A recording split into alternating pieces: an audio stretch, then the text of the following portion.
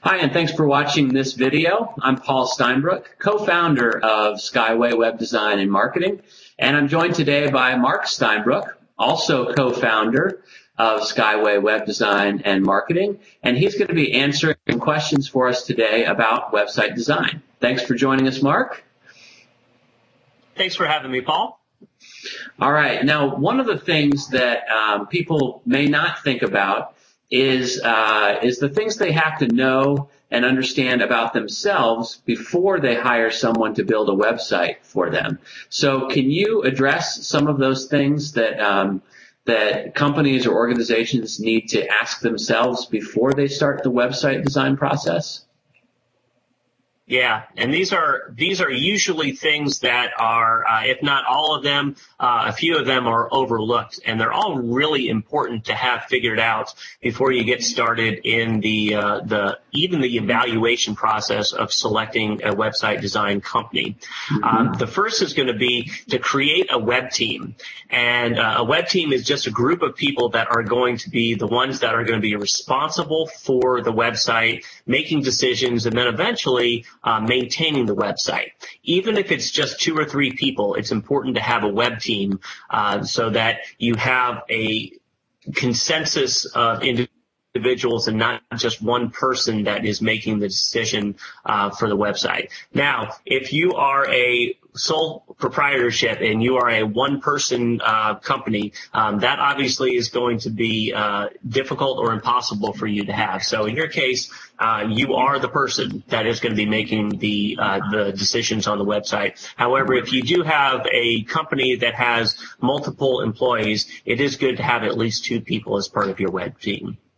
The other thing that you want to figure out is define the purpose of the website. Is the website going to be for internal uses or external or both? And what I mean by internal, is it going to be something that's going to be utilized by your already existing clients or members, or is it going to be something that's going to be used as a marketing tool for gaining new people to join your organization or getting new customers, things like that. And that kind of leads us into the next question that you need to ask yourself, is that most of the time websites are going to be used for external purposes, to try to attract new members, to try to get new customers.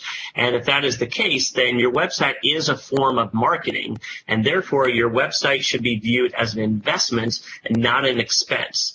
So, for example, what I mean by that is with an investment, if you put money into an investment and then you get more out of it, typically that's considered a good investment. And so the same applies to a website, that if you put a particular amount of money into a website, but you generate more profit out of that as a result, that typically means that that website is going to be a good investment. And so don't think about it as an expense, but think about it as an investment.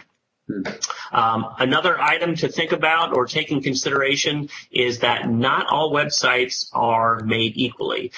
When evaluating what kind of website you want, there are things that are as inexpensive as paying $5 or $10 a month for a build-it-yourself website, and then there are websites that are created custom specifically for you that may cost thousands of dollars. So just keep that in mind, that you are going to get what you pay for, and that you can't necessarily, I guess, evaluate and compare build it yourself versus a custom site side by side. You have to understand the differences between those particular options. And then lastly, and probably most importantly, the thing that is overlooked by customers is that you need to develop a plan to measure the effectiveness of the website. Oftentimes people, after they have a website for a while, they will question the investment that they have into the website and thinking, well, gosh, I really don't know if it is worth paying a certain amount of money every single month to have this website or to support the website. And the reason that they don't know whether or not the investment is worth it is that they don't have anything set up in place to evaluate the effectiveness of it. So it's important to have things set up so you can know how many visitors you're getting to your website, how many new customers or new sales you're getting as a result of it, how many new clients or consultation requests you're getting, how many new members or visitors you're getting to your organization. All those things should be set up and determined before you start the process of building a website, so you know whether or not the investment that you're putting into the site is a good investment. All right. Great insight, Mark. You've given us a lot to think about before we start the website design process. Thanks. You're welcome. And thank you all for watching this video. Stay tuned for more videos from Mark about website design.